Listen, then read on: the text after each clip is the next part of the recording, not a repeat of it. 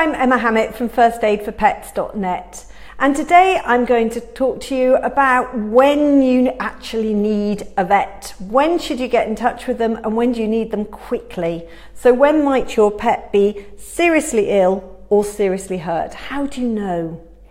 So one of the key things is examine your pet at home regularly so that you are aware of what is normal for them and what is abnormal for them. So you know them really well so that you're able to check those vital signs and see, you can quickly see, in their eyes, ears, around the way they behave to know if there's something not right, and trust your instinct to that. And if there's something seriously not right, then do call the vet and get their advice on that. But the really key things to know about are sort of the top 15 that we're going to go through just quickly now, of when it is a no-brainer, your pet really needs emergency help now. Okay, now that may be that you can do some first aid first, which will make it easier to transport them, and it'll reduce their pain and suffering and get them in a much better situation to the vet, so the vet can help them. Okay, so call the vet and get their advice and then transport your pet to the vet if your pet appears not to be breathing or is struggling for breath or is breathing in a strange way. If they have a severe injury that is bleeding profusely and you can't stop the bleeding with direct pressure on the wound, then again that is serious. So do your very best to apply direct pressure to their wound and get veterinary help as quickly as you can.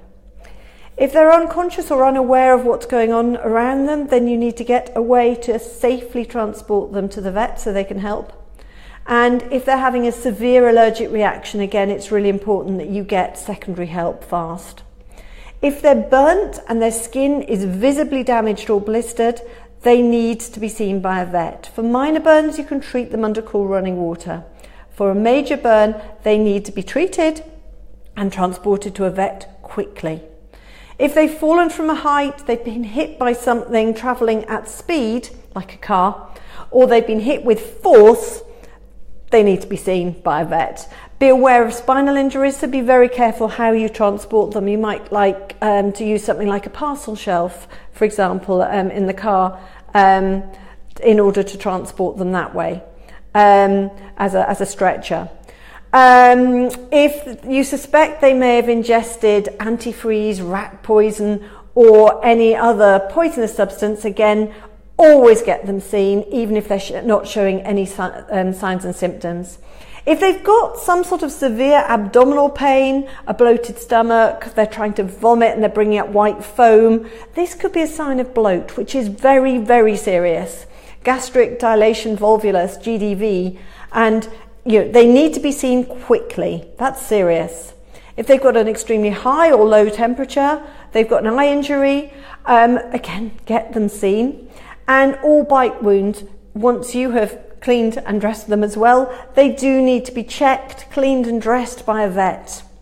If your dog has recovered from a near drowning experience, they should be checked out, because otherwise they can suffer from secondary drowning. And if they've had a seizure, always get them checked out, unless they have repeated seizures and your vet is aware of that situation. I hope that's been helpful. I hope that you all stay fit and well. And that's me, Emma Hammett, from firstaidforpets.net. And please have a look at my book as well, First Aid for Dogs, available on Amazon. Thanks very much, and have a good day.